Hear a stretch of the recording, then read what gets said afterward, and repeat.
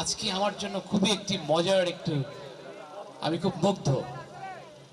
আমার প্রাণের শিক্ষার্থীবৃন্দ, তোমাদের মনোযোগ আকর্ষণ করছি। বি অ্যাটেন্টিভ, মনোযোগী হও। ডোন্ট বি ইনঅ্যাটেন্টিভ, অমনোযোগী হয়েও না। ছোট্ট দুটি কথা বলেই কিন্তু বক্তব্য শেষ করব। সেটি হলো, যারা বিদায়ী শিক্ষার্থী, ষষ্ঠ থেকে দশম শ্রেণী পর্যন্ত এই প্রতিষ্ঠানে তোমরা পড়াশোনা করেছ লাস্ট 5 ইয়ার্স। তোমাদের পরীক্ষা এপ্রিল মাসে কত তারিখে যেন? তোমরা তো সাইড টক করছো, হোয়াই? তাহলে এই পাশে এসে তোমরা আসো, আমরা কথা শুনি। You are the speaking machine and we will be the listening machine. Please don't side talk here. হ্যাঁ, যেটা বলছিলাম, এপ্রিল মাস, তাহলে 2 months plus your exam is knocking the door. Very, very important. Please don't kill your time. Every microsecond should be counted here.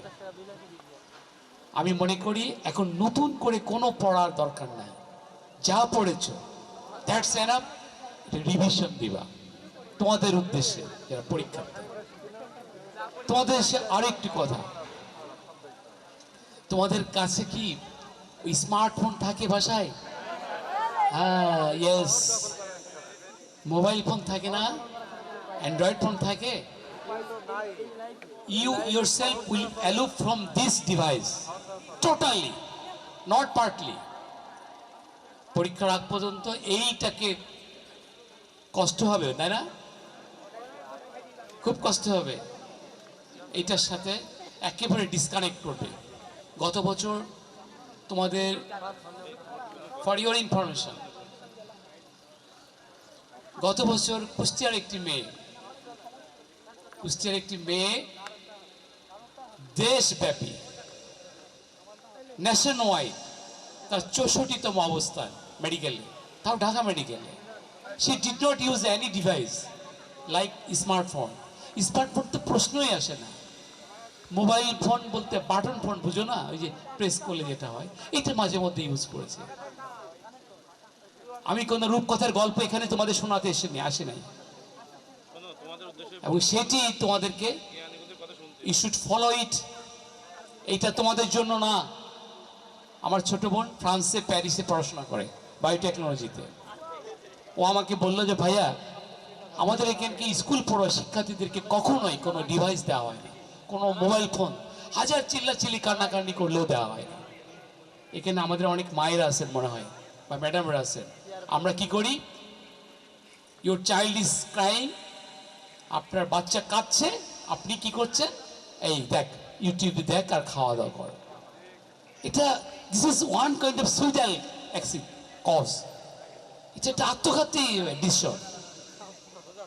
Don't do that, don't repeat ইট।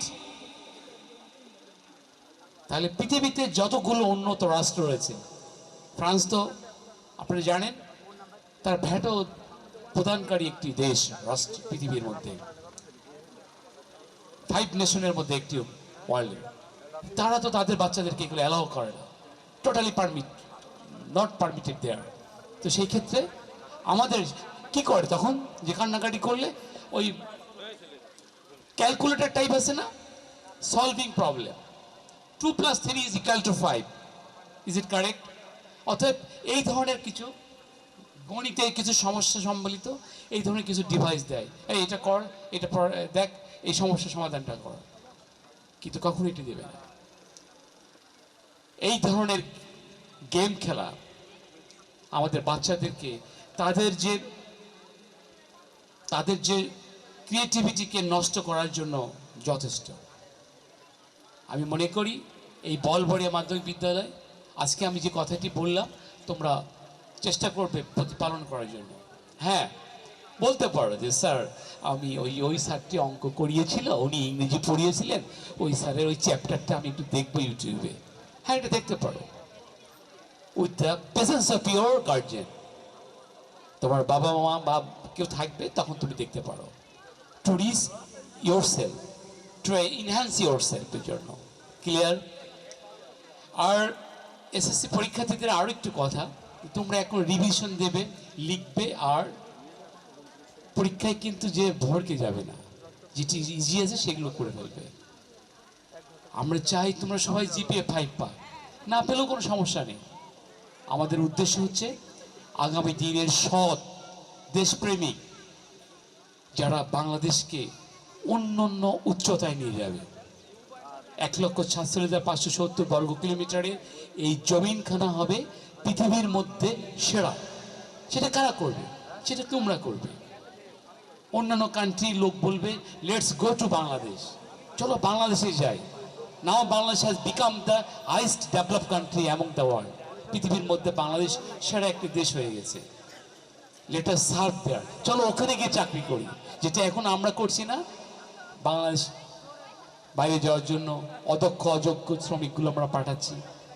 তোমার competency বাড়াও, তোমার competency বাড়ালে তুমি দেখবে যে একটু আগে আমাদের ডিসি স্যারের সাথে প্রোগ্রাম করে আসলাম, ডিও স্যারও ছিলেন।